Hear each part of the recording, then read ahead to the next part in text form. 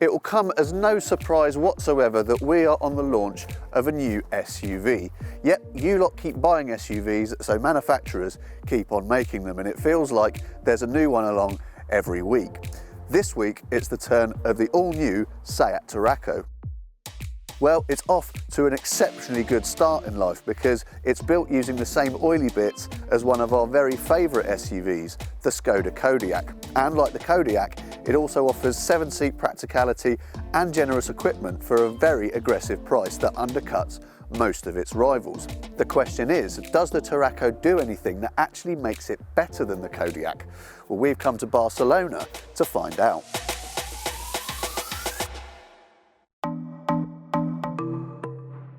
It will come as no surprise that the Tarraco's interior is very similar to that of the Kodiaq. The dashboard layout and most of the switches are pretty much the same, so it's all very easy to use. The quality's pretty good too, with some nice finishes and some glossy elements, and even the panels that aren't quite so glossy are at least solid and sturdy, and it all adds up to a pretty sophisticated feel. And unsurprisingly, the interior space is also very much on a par with the Kodiaq's. A 6-foot adult will fit into any of the 7 seats, provided that those in the middle seats are prepared to sacrifice a little bit of knee room by sliding their chairs forward. The boot, meanwhile, ranges from acceptable to massive to gargantuan, depending on how many of the seats you have in place.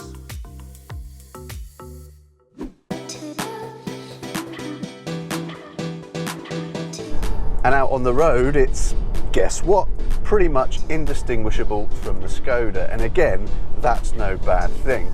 It's quiet and it's civilised, and that means your senses aren't battered into submission every time you pop down the shops.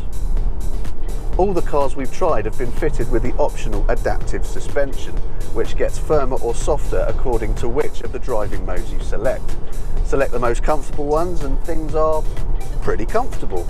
And whichever mode you're in, the car feels quite nimble and light on its feet for a big SUV of this sort. 4 engines are available, 2 petrols with 150 and 190 horsepower and 2 diesels with exactly the same power outputs. The best seller is likely to be the 150 horsepower petrol, which is a turbocharged 1.5. It's pretty quiet and it's pretty smooth as well. It's a little bit short of pull at the bottom of the rev range, but it should be alright as long as you're not in too much of a hurry or you've not got too heavy a load on board.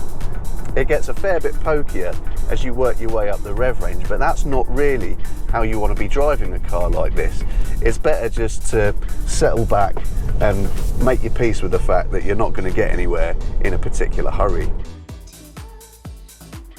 So the Tarraco looks to have all the same appeal as the Kodiaq and also has that value element as well, which, as we said earlier on, is a very good thing indeed.